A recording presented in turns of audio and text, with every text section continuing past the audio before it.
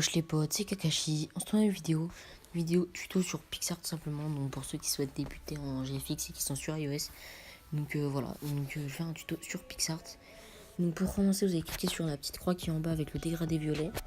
Donc vous allez choisir le fond que vous voulez. Donc par exemple, moi comme fond, je vais prendre par exemple ce fond là, voilà. Donc une fois que vous avez choisi le fond que vous voulez, il faut souvent on ajoute des images, donc c'est obligé un petit peu. Donc une fois que vous cliquez là, vous choisissez votre image que vous voulez. Donc moi par exemple je vais prendre ce skin là, enfin souvent on met des skins sur une miniature, moi perso j'en mets souvent. Donc voilà, vous choisissez comment vous voulez placer ce skin, donc moi je l'ai placé comme ça. Ensuite vous allez choisir le texte que vous voulez, donc moi je vais prendre ce texte là.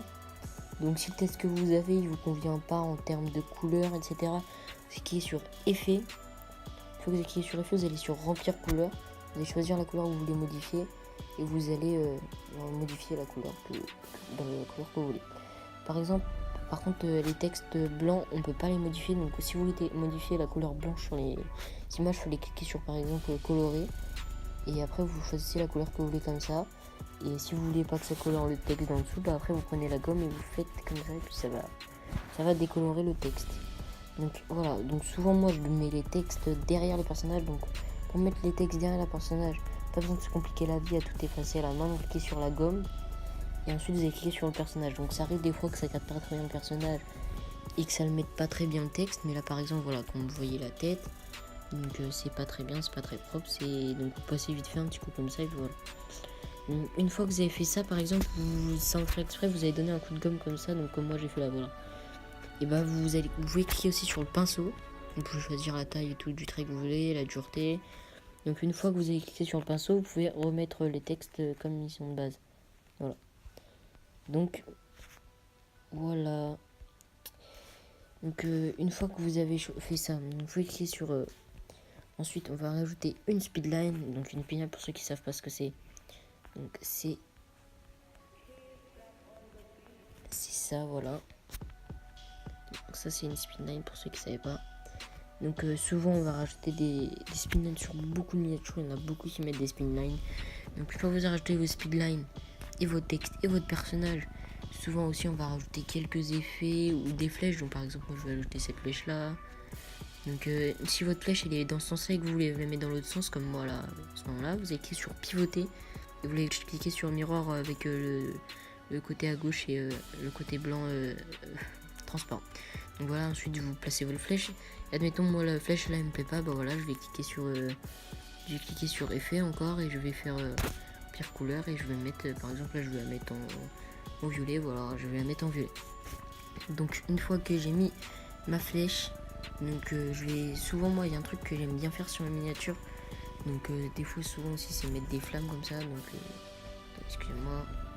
Souvent moi je mets des flammes comme ça dans les coins, etc. Donc comme ça par exemple, ou je vais mettre comme ça, ensuite je vais mettre une de l'autre côté comme ça, donc je vais tourner et je vais mettre comme ça par exemple. Donc moi je fais souvent ça sur mes miniatures aussi. Donc une fois que vous avez fait ça, donc que ça vous va, souvent il y en a aussi ils aiment bien rajouter comme ça des sortes de petits curseurs edit marqueurs, par exemple dans le front ou des trucs comme ça. Donc souvent aussi il y en a qui aiment bien rajouter de l'herbe comme ça sur le bas de leur miniature, etc. Donc ouais, c'est vrai que ça fait pas mal, c'est pas très bon. Moi c'est pas trop mon style personnellement, mais c'est pas moche. Ensuite souvent donc on va rajouter des contours comme ça transparents. Donc une fois que vous avez mis votre contour, là je trouve que la miniature déjà elle est déjà pas mal. C'est déjà une super belle miniature je trouve, enfin une super belle, voilà, mais c'est quand même une assez belle miniature. Donc ensuite il faut rajouter des effets.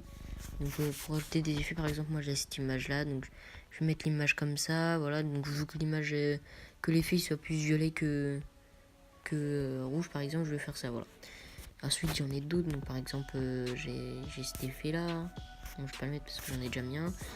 Donc ensuite souvent je vais rajouter des petits éclairs comme ça aussi.